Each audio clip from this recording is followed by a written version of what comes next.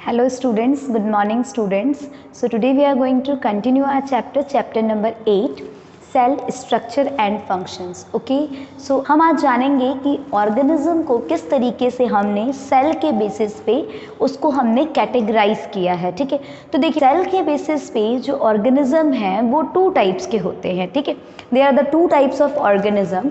First one is unicellular organism and second one is multicellular organism. ठीक है, ये हमने ऑर्गेनिज्म को कैटेगराइज किया है किसके बेसिस पे? हमने कैटेगराइज किया है सेल के बेसिस पे. ठीक है, सेल को ध्यान में रखते हुए हमने ऑर्गेनिज्म को कैटेगराइज किया है. ओके, पहला जो है वो यूनिसेलुलर ऑर्गेनिज्म. बच्चों यूनिसेलुलर ऑर्गेनिज्म का मतलब क्या होता है? देखिए इस वर्ड में ही कंप्लीट डेफिनेशन छुपा हुआ है. ठीक है, यूनि का मतलब क्या होता है बच्चों? यूनि का मतलब होता है सिंगल. ठीक है, और सेलुलर मीन्स सेल. देखिए ऐसे ऑर्गेनिज्म जो एक सिंगल सेल से बने हों. ठीक है, मतलब ऐसे ऑर्गेनिज्म जिनमें सिर्फ एक सेल हो. ठीक है, सिंगल सेल से वो कंप्लीट इंडिविजुअल बना हो, तो उस तरीके के ऑर्गेनिज्म को हम क्या बोलेंगे? Unicellular organism. Okay, so organism made up of a single cell, organism made up of a single cell are called unicellular organism. अब ऐसे कौन कौन से ऑर्गेनिज्म हैं जो सिंगल सेल से बनते हैं? ठीक है, सो देखिए amoeba, bacteria, east, Euglena, paramecium etcetera, ऐसे बहुत सारे ऑर्गेनिज्म हैं जो हमारे यूनिसेलुलर होते हैं, मतलब एक सिंगल सेल से मिलकर बनते हैं.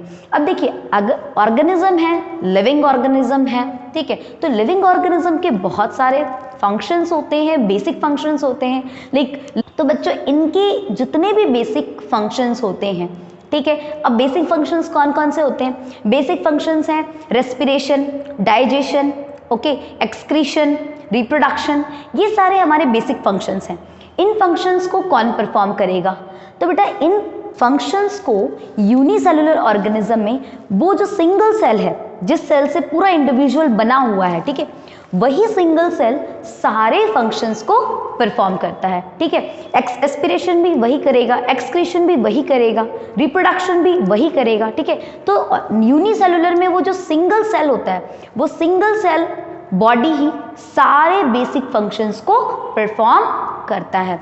क्लियर? समझ में आ गई चीज कि यूनिसेलुलर ऑर्गेनिज्म क्या होते हैं? All the basic functions performed by a single cell. ठीक है, जितने भी बेसिक फंक्शंस होते हैं, basic functions reproduction, digestion, excretion, ठीक है, रेस्पिरेशन, ये सारे बेसिक फंक्शंस. तो ये किसके द्वारा परफॉर्म किए जाएंगे? किसके थ्रू परफॉर्म किए जाएंगे? उसी सिंगल सेल के थ्रू परफॉर्म किए जाएंगे. ठीक है, अब देखिए अगर हम बात करें सेकेंड टाइप का, जो हमारा है मल्टी सेलुलर ऑर्गेनिज्म. ठीक है, यूनिसेलुलर तो फर्स्ट एंड सेकेंड कैटेगरी है मल्टी सेलुलर ऑर्गेनिज्म की. तो बेटा मल्टी मतलब बहुत, ठीक है, यूनि मीन्स सिंगल, मल्टी मतलब मैनी. तो बेटा ऐसे ऑर्गेनिज्म जो बहुत सारे सेल्स से मिलकर बने हैं. ठीक है, मतलब ऐसी बॉडी जिसमें सिर्फ एक सेल नहीं है, उसमें बहुत सारे सेल्स हैं. ठीक है, तो वैसे ऑर्गेनिज्म को हम क्या बोलेंगे? Multi cellular organism. Organism made up of many cells, organism made up of many cells are called the multi cellular organism. Okay, example tree, grasses, insects, human. ठीक है, बहुत सारे. हम किस कैटेगरी में आते हैं बेटा? हम यूनिसेलुलर में आते हैं या मल्टी सेलुलर में आते हैं? क्या हमारी पूरी बॉडी एक सिंगल सेल से मिलकर बनी है? नहीं. ठीक है, तो ह्यूमन बीइंग एक मल्टी सेलुलर ऑर्गेनिज्म है. हमारी बॉडी में एक सेल नहीं है, बहुत सारे सेल्स से मिलकर हमारी बॉडी बनी हुई है. ठीक है, तो ट्रीज हैं, ग्रासेस हैं, इंसेक्ट्स हैं, ह्यूमन बीइंग्स हैं, हम सभी क्या हैं? मल्टी सेलुलर ऑर्गेनिज्म है.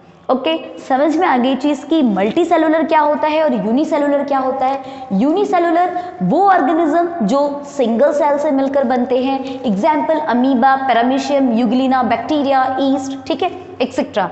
अगर हम बात करते हैं मल्टी सेलुलर की, तो ऐसे ऑर्गेनिज्म जो कि बहुत सारे सेल्स से मिलकर बने हैं, ठीक है। Multi cellular made up of many sales, बहुत सारे सेल्स से मिलकर बने हैं।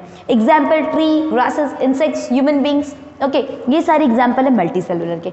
अब बच्चों देखो, यूनिसेलुलर ऑर्गेनिज्म में एक सिंगल सेल ही सारे लिविंग ऑर्गेनिज्म के जो बेसिक फंक्शंस होते हैं वो परफॉर्म कर रहा था। बट हमारी बॉडी कैसी है, मल्टी सेलुलर है, तो हमारी बॉडी में बहुत सारे सेल्स हैं और हर सेल का स्ट्रक्चर अपना अपना होता है, ठीक है, और उनका अपना अपना फंक्शन भी होता है। क्लियर? सो हमारे बॉडी के अंदर मल्टी सेलुलर ऑर्गेनिज्म में क्या होता है कि जो लेबर है उसका डिवीजन देखने को मिलता है, ठीक है। मतलब जो काम है ना वो काम बंटता है, ठीक है, उसमें हमें डिवीजन देखने को मिलता है। मतलब हमारी बॉडी में जितने भी बेसिक फंक्शंस हैं वो सभी फंक्शंस डिफरेंट पार्ट, ठीक है, different part of the body perform a different function, ठीक है। अलग अलग बॉडी के पार्ट्स सेल से मिलकर बने हैं बच्चों, ठीक है। बॉडी के पार्ट्स में अलग अलग पार्ट्स हैं। हमारे हाथ हैं, ठीक है, जो होल्ड करने के काम आते हैं, ठीक है। हमारे पैर हैं जो चलने के काम आते हैं, ठीक है। हमारे स्टमक है जिसकी हेल्प से हम डाइजेशन करते हैं फूड को। हमारा हार्ट है जो ब्लड को पंप करता है। तो देखिए डिफरेंट पार्ट्स हैं, उनके अपने अपने डिफरेंट फंक्शंस हैं। तो यहाँ क्या हुआ, मल्टी सेलुलर में क्या हुआ, काम जो है ना वो बट गया, लेबर जो है उसका डिवीजन हो गया। वही अगर हम बात करें यूनिसेलुलर की, तो यूनिसेलुलर में क्या है, एक सिंगल सेल ही बेचारा वो हर फंक्शन को परफॉर्म कर रहा है, वहां पे डिवीजन ऑफ लेबर देखने को नहीं मिलता है। बट मल्टी सेलुलर ऑर्गेनिज्म में डिवीजन ऑफ लेबर देखने को मिलता है। यहाँ पे हर एक डिफरेंट पार्ट डिफरेंट फंक्शंस को परफॉर्म करता है, ठीक है। अब अगर हम बात करें कि एक मल्टी सेलुलर ऑर्गेनिज्म जो है वो बनता किससे है, तो बेटा जो एक मल्टी सेलुलर ऑर्गेनिज्म की लाइफ की स्टार्टिंग किससे होती है बेटा, तो एक मल्टी सेलुलर ऑर्गेनिज्म की लाइफ की स्टार्टिंग जो होती है वो एक सिंगल सेल से ही होती है, ठीक है। रिप्रोडक्शन चैप्टर में पढ़ा है ना बच्चों कि male gamete and female gamete का जब फ्यूजन होता है तो उस प्रोसेस को हम फर्टिलाइजेशन कहते हैं, और फर्टिलाइजेशन का रिजल्ट क्या होता है, जाइगोट का फॉर्मेशन। तो बेटा जो जाइगोट बना है वो जाइगोट क्या होता है, सिंगल सेल, ठीक है, वो हमारा सबसे पहला सेल होता है, मतलब single cell of an individual, ठीक है, first cell of an individual. Zygote को हम कैसे डिफाइन करते हैं, zygote is the first cell of an individual. हर एक इंडिविजुअल का पहला सेल क्या होता है, सिंगल सेल होता है। तो बेटा जितने भी मल्टी सेलुलर ऑर्गेनिज्म बनते हैं उनकी जो लाइफ स्टार्ट होती है, उनकी लाइफ एक सिंगल सेल से ही स्टार्ट होती है, और वो सिंगल सेल क्या कहलाता है बेटा, तो वो सिंगल सेल हमारा जाइगोट कहलाता है, ठीक है। और ये जाइगोट कैसे बनता है, तो ये जाइगोट फर्टिलाइजेशन के दौरान बनता है, फर्टिलाइजेशन से बनता है। समझ में आ गई चीज, ठीक है। तो किस तरीके से हमारे मल्टी सेलुलर ऑर्गेनिज्म के अंदर जो लेबर है, जो काम है, उसका डिवीजन देखने को मिलता है। हर एक बॉडी डिफरेंट फंक्शंस को परफॉर्म करती है, क्योंकि हर बॉडी एक बॉडी से अलग है तो उनके फंक्शंस भी अलग होते हैं, ठीक है। क्लियर, समझ में आ गई चीज, ओके। तो इस तरीके से हमने ये तो समझ लिया कि जो सेल के बेसिस पे ऑर्गेनिज्म को कैटेगराइज किया है, ठीक है, और 2 कैटेगरीज बनाई है। पहली unicellular and second one is multi cellular. Unicellular वो ऑर्गेनिज्म जो सिंगल सेल से बनते हैं, ठीक है। Organism made up of a single cell is known as unicellular body, ठीक है। मल्टी सेलुलर मतलब ऐसे ऑर्गेनिज्म जो बनते हैं बहुत सारे सेल्स से मिलकर, ठीक है, मतलब organism made up of many cells are called multi cellular organism. Multi cellular organism में जो लेबर है उसका डिवीजन देखने को मिलता है, मतलब तो देखिए मेरा नेक्स्ट क्या है, नेक्स्ट है हमारा level of organisation. Level of organisation में हम क्या देखेंगे कि किस तरीके से एक सेल से, एक सिंगल सेल से एक मल्टी सेलुलर ऑर्गेनिज्म बनते हैं, ठीक है। किस तरीके से एक सिंगल सेल से एक मल्टी सेलुलर ऑर्गेनिज्म तक का जो लेवल होता है वो किस तरीके से बढ़ता है, ठीक है। तो ये मल्टी सेलुलर ऑर्गेनिज्म की लाइफ शुरुआत होती है एक सिंगल सेल से, और वो एक सिंगल सेल से कैसे वो कंप्लीट ऑर्गेनिज्म में रेडी होता है, ठीक है। So from cell to organism, okay. So देखिए मल्टी सेलुलर ऑर्गेनिज्म का जो सबसे लोएस्ट लेवल है ऑर्गेनाइजेशन का, ठीक है, सबसे लोएस्ट लेवल जो ऑर्गेनाइजेशन का होता है वो है सेल, ठीक है, क्योंकि मल्टी सेलुलर की शुरुआत किससे होती है? सेल से होती है, ठीक है। तो जैसे हम घर बनाते हैं ना, तो जब हम घर बनाते हैं तो एक सिंगल ईंट जो होती है, ठीक है, वो हमारी एक सिंगल यूनिट होती है, ओके।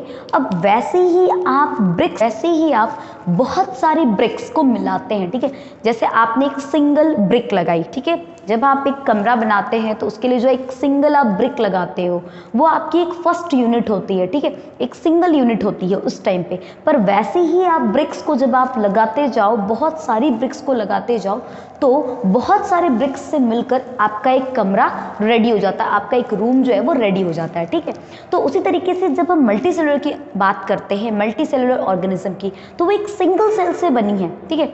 इसका जो फर्स्ट सेल है वो क्या है? सिंगल सेल है। अब वो सिंगल सेल से कैसे वो पूरा एक ऑर्गेनिज्म बनता है उसके बारे में समझेंगे, ठीक है। तो मल्टी सेलुलर का जो लोएस्ट लेवल ऑफ ऑर्गेनाइजेशन है वो क्या है? सेल। सबसे छोटी यूनिट कौन सी है हमारे मल्टी सेलुलर ऑर्गेनिज्म की? सबसे छोटी यूनिट वो है सेल, ठीक है। अब देखिए, अगर मैं क्या करूं, मैं सिमिलर सेल्स को, एक जैसे सेल्स को मैं ज्वाइंट कर दूं, ठीक है। मेरे पास एक सिंगल सेल था, मान लीजिए ये क्या है? एक सिंगल सेल है, ठीक है। ये क्या है? मेरे पास एक सिंगल सेल है, ठीक है। अब ऐसे ही सिंगल सेल्स, इसी सिमिलर सेल्स को मैं क्या करूं, ऐसे ही सिंगल और सेल्स को मैं एक साथ कंबाइन कर दूं, एक साथ में उनको जोड़ दूं, ठीक है। तो मेरा ऑर्गेनाइजेशन रेडी होगा। वो ऑर्गेनाइजेशन होगा टिश्यू लेवल। क्या होगा? टिश्यू लेवल ऑफ ऑर्गेनाइजेशन, ठीक है। अब यहाँ पे क्या है, मेरे पास एक सिंगल सेल तो रहा नहीं, यहाँ पे मेरे पास एक ही जैसे सेल्स बहुत सारे आ गए और मैंने उन सभी सेल्स को एक साथ जोड़ दिया।